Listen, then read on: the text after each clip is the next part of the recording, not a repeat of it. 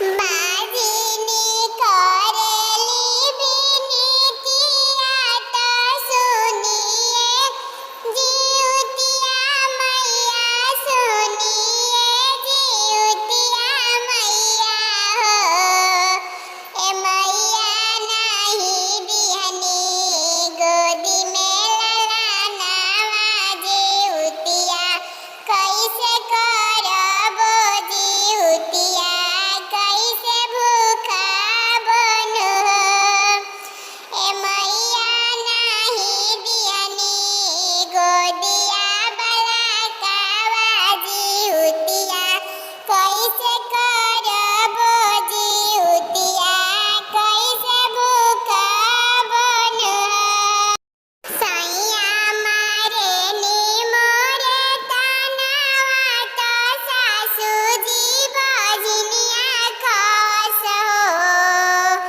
एजिके मैना नद मोर कहेली डैनिया ता गोदी में लालनवा देती हो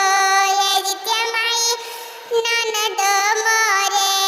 कहली डैनिया ता गोदी में लालनवा देती हो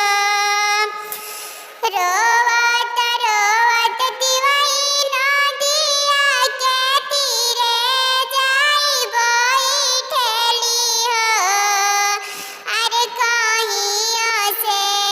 आईती जीवतिया मैया दुखवा हम बताई देती हो अरे कहियों से आईती जीवतिया मैया दुखवा हम बताई तीनों हो पूर्वा से रथ चढ़ी आईनी जीवतिया मैया तिवैया गे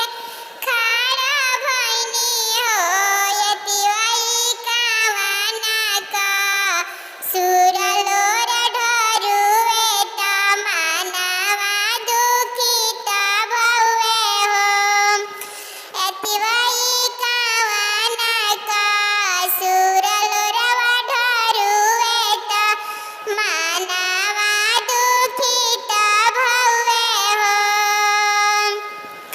नहीं दिहनी गोदिया में कहूँ लालनावा एहिया कारण रोवेनी हो ये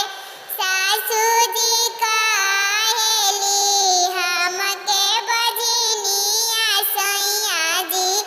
मोरे ताना मारी हो